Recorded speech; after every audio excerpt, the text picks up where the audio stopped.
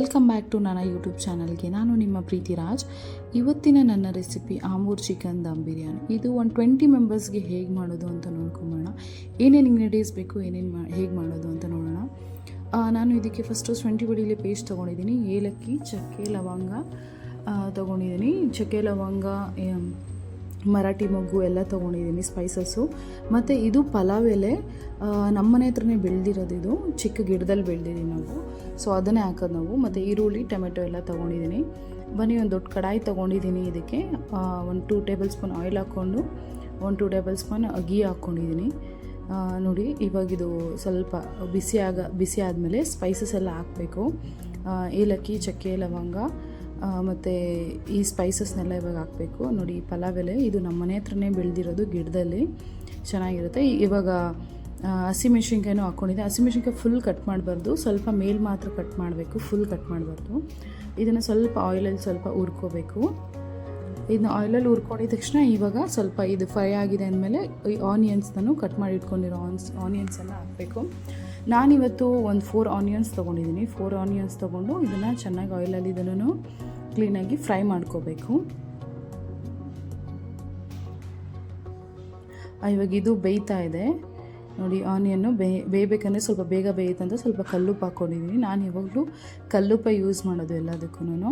ಇವಾಗ ನಾನು ಕಟ್ ಮಾಡಿ ಇಟ್ಕೊಂಡಿರೋ ಪುದೀನ ಮತ್ತು ಕೊತ್ತಂಬರಿನ ಆ್ಯಡ್ ಮಾಡ್ಕೋತಿದ್ದೀನಿ.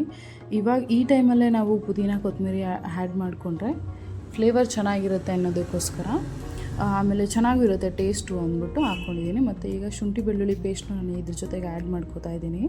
ಆ್ಯಡ್ ಮಾಡಿಕೊಂಡು ಇದನ್ನು ಕ್ಲೀನಾಗಿ ಫ್ರೈ ಮಾಡ್ಕೋಬೇಕು, ಸ್ವಲ್ಪ ಹಸಿ ವಾಸನೆ ಹೋಗೋಷ್ಟು.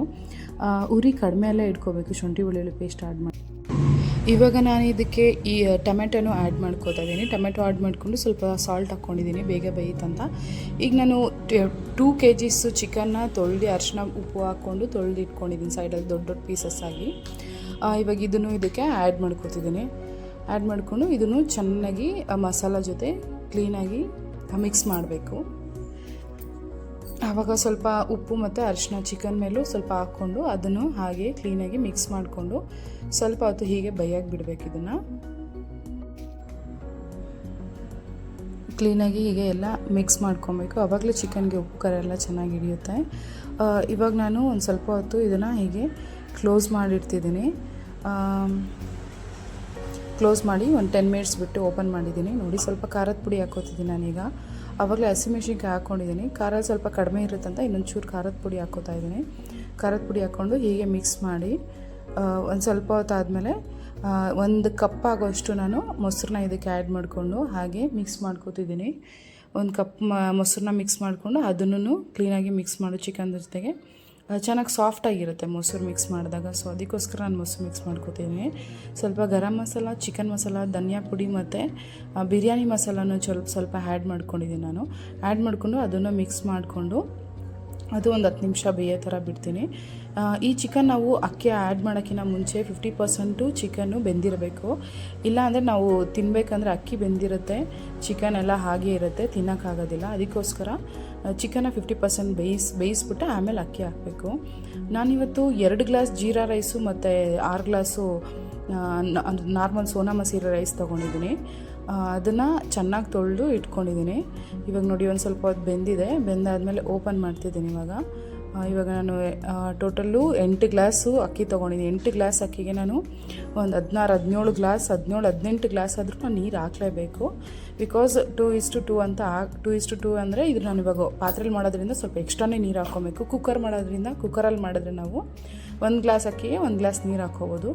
ಸೊ ಇವಾಗ ನಾನು ಪಾತ್ರೆಯಲ್ಲಿ ಮಾಡೋದ್ರಿಂದ ಸ್ವಲ್ಪ ಎಕ್ಸ್ಟ್ರಾ ನೀರು ಹಾಕ್ಕೋತಿದ್ದೀನಿ. ನೋಡಿ, ಇವಾಗ ಅಕ್ಕಿನ ತೊಳೆದು ಇಟ್ಕೊಂಡಿದ್ದೀನಿ 1/2 an hour ಮುಂಚೆನೇ. ಇವಾಗೆಲ್ಲ ಚಿಕನ್ ಎಲ್ಲ 50% ಬೆಂದಿದೆ. ಅಕ್ಕಿನೂ ಆ್ಯಡ್ ಮಾಡ್ತಿದ್ದೀನಿ. ಈಗ ಅಕ್ಕಿನ ಆ್ಯಡ್ ಮಾಡಿ ಚೆನ್ನಾಗಿ ಮಿಕ್ಸ್ ಮಾಡಬೇಕು. ಅಕ್ಕಿ ಆ್ಯಡ್ ಮಾಡಾದ್ಮೇಲೆ, ಯಾಕಂದರೆ ಮೇಲೆ ಇದ್ದರೆ ಚಿಕನ್, ಕೆಳಗಡೆ ಇದ್ದರೆ ಅಕ್ಕಿ ಚೆನ್ನಾಗಿ ಬೆಂದಿರಲ್ಲ, ಆಮೇಲೆ ಅದಕ್ಕೆ ಮಸಾಲೂ ಚೆನ್ನಾಗಿ ಹಿಡಿಯೋದಿಲ್ಲ. ಈ ಥರ ನಾವು ಕ್ಲೀನಾಗಿ ಕಲಿಸೋದ್ರಿಂದ ಕೆಳಗಡೆ ತಲಾನೂ ಹಿಡಿಯೋದಿಲ್ಲ. ನೀರು ಹಾಕಿದ್ಮೇಲೂ ಅಷ್ಟೇ ಚೆನ್ನಾಗಿ ಕಲಿಸ್ಕೋಬೇಕು. ಕೆಳಗಡೆ ಅಕ್ಕಿನೇ ಉಳ್ಕೊಂಬಿಟ್ಟಿರುತ್ತೆ. ಚೆನ್ನಾಗಿ ಮಿಕ್ಸ್ ಮಾಡಿಕೊಂಡಾಗ ಕೆಳಗಡೆ ಎಲ್ಲ ನೀರು ಹೋಗಿ ಅಕ್ಕಿ ಎಲ್ಲ ಇದು ತಳ ಹಿಡಿಯೋದಿಲ್ಲ. ಆವಾಗ ನಾನು ಇದಕ್ಕೆ ಆಮೇಲೆ ಲಾಸ್ಟಲ್ಲಿ ನೀರು ಹಾಕಾದ್ಮೇಲೆ 2 ಸ್ಪೂನು ತುಪ್ಪ ಹಾಕ್ಕೊಂಡು ಒಂದು ಓಲ್ಡ್ ಲೆಮನ್ನ ಕ್ಯೂಚ್ಕೋತಾ ಇದ್ದೀನಿ ನೋಡಿ. ಒಂದು 10 ಮಿನಿಟ್ಸ್ ಕ್ಲೋಸ್ ಮಾಡಿ ಇಟ್ಟಿದ್ದೀನಿ ನಾನೆಲ್ಲ ಪ್ರೋಸೆಸ್ ಆದಮೇಲೆ. ನೋಡಿ ಇದು ಒಂದು 90% ಬೆಂದಿದೆ. ಈಗ ಇದಕ್ಕೆ ಸ್ವಲ್ಪ ದಮ್ ಕೊಡಬೇಕು ಅಂತ ತವ ಇಟ್ಟಿದ್ದೀನಿ. ದಮ್ ಕೊಟ್ಟಾಗಿದೆ. ಈಗ ನೋಡಿ ಎಷ್ಟು ಚೆನ್ನಾಗಿದೆ ಬಿರಿಯಾನಿ, ತಿನ್ನೋದಕ್ಕೆ ರೆಡಿಯಾಗಿದೆ ಇವಾಗ. ಸೊ ಟೇಸ್ಟ್ ಕೊಟ್ಟಿದ್ದೀನಿ, ನಮ್ಮ ಬ್ರದರ್ಗೆ ಕೊಟ್ಟಿದ್ದೀನಿ ಟೇಸ್ಟ್ಗೆ, ತುಂಬ ಚೆನ್ನಾಗಿದೆ ಅಂತ ಹೇಳಿದ್ದಾರೆ. ನೀವು ಟ್ರೈ ಮಾಡಿದ್ದೀನಿ. ನಾನಿದು ಲಾಸ್ಟ್ ಟೈಮು ನಮ್ಮ ಮನೇಲಿ ಒಂದು ಗ್ಯಾದರಿಂಗ್ ಇತ್ತು, ಸೊ ಅದಕ್ಕೋಸ್ಕರ ನಾನು ಮಾಡಿದ್ದೆ.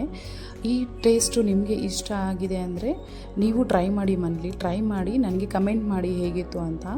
ಈ ರೆಸಿಪಿ ನಿಮಗೆ ಇಷ್ಟ ಆದಲ್ಲಿ ನನ್ನ ಚಾನಲ್ನ ಸಬ್ಸ್ಕ್ರೈಬ್ ಮಾಡಿ, ಫಾಲೋ ಮಾಡಿ, ಲೈಕ್ ಮಾಡಿ. ನೀವು ಮಾಡಿ ಈ ರೆಸಿಪಿನ ಹೇಗಿತ್ತು ಅಂತ ನನಗೆ ಕಮೆಂಟ್ ಮಾಡಿ.